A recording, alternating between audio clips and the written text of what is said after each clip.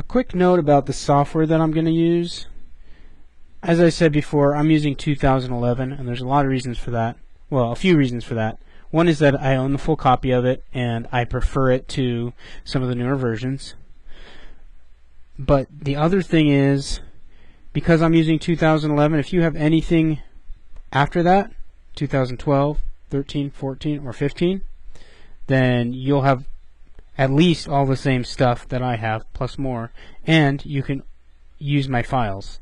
So I'm trying to use an earlier version so that more people, regardless of what software they have, can use my files and have all the same stuff, like me. Now, if your UI doesn't look exactly like mine does, which it probably won't, and that's normal because I think most 3D artists are going to customize their UI to fit their particular workflow.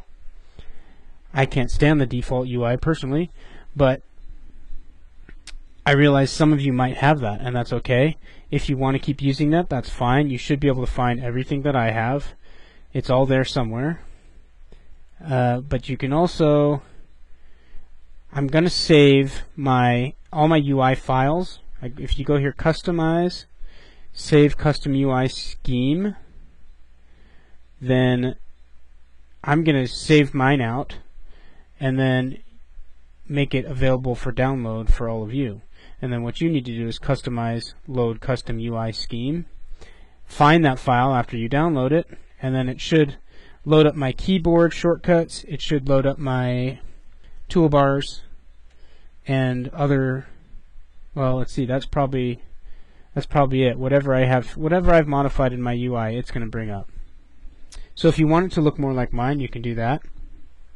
I also have the dark scheme instead of the typical light scheme with the lighter toolbars and all that stuff.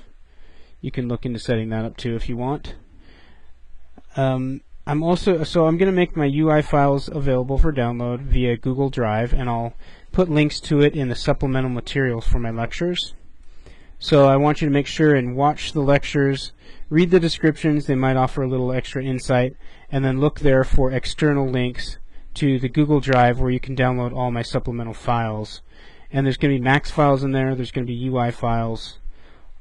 As we start our first scene, we're going to be, I'm going to be saving out the scene as I go along, all the different iterations of it.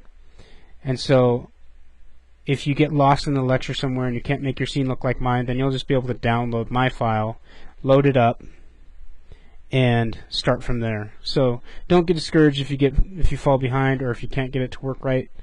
Just try to follow along as much as possible. Load my files if you need to, and try to remember and take notes and learn as much as you can as we go along.